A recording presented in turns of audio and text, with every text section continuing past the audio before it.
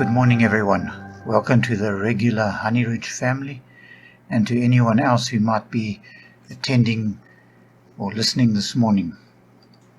We are continuing in this series of daily devotions on the book of Psalms, and I have chosen to look at Psalm 118. We will look at it in two parts. The first part this morning and the next part tomorrow. For those who, like me, like trivia, facts and figures, here are a few fun facts about Psalm 118.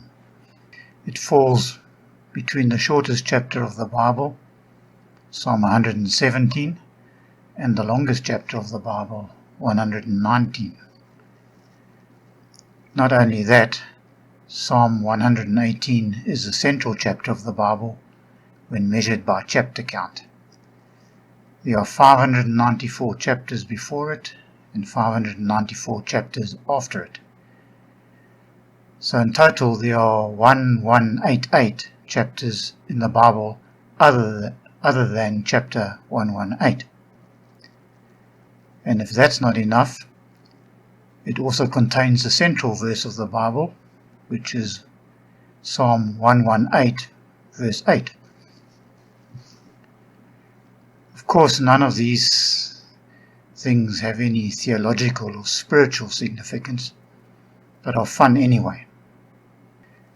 Let's move on to some more serious stuff. Psalms 113 through 118 are preeminently psalms of praise, and for this reason are called the Hallel Psalms. Psalm 113 provides the grounding for the group, asking the question, "Who is like the Lord our God? He is high above all nations, glorious in heaven, and yet exalts the poor and needy."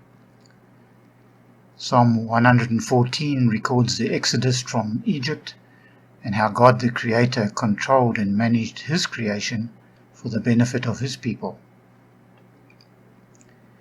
Psalm 115 glorifies the Lord for His rescue of the nation of Israel from spiritual death, from idolatry.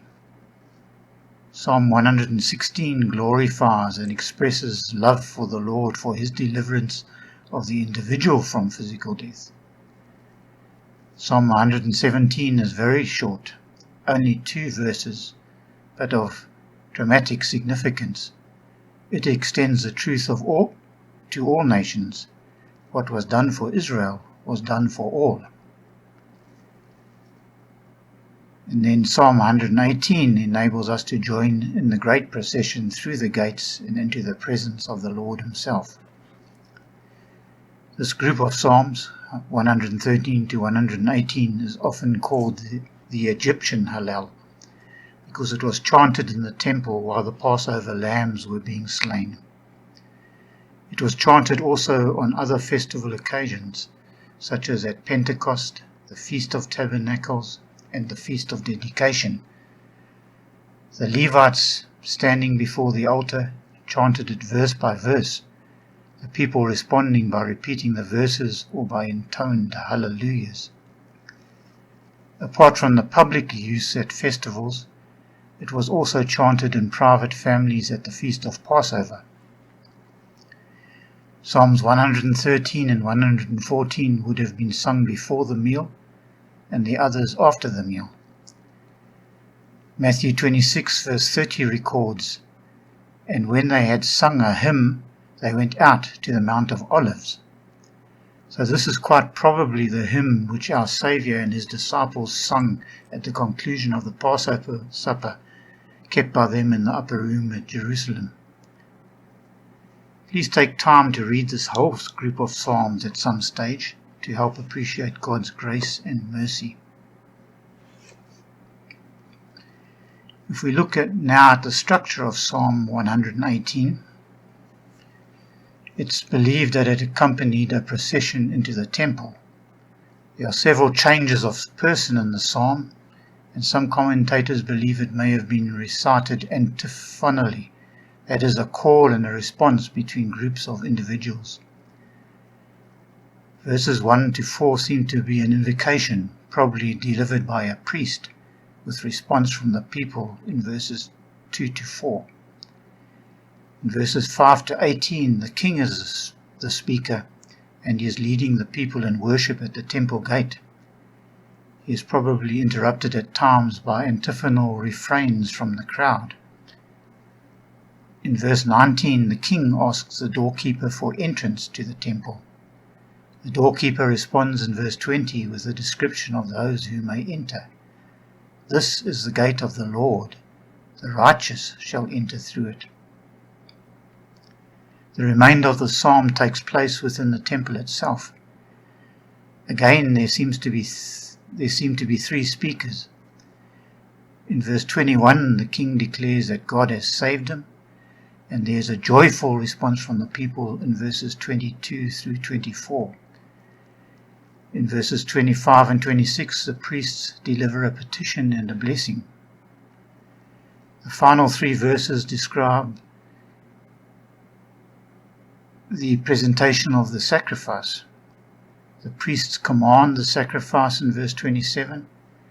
The king responds with praise in verse 28.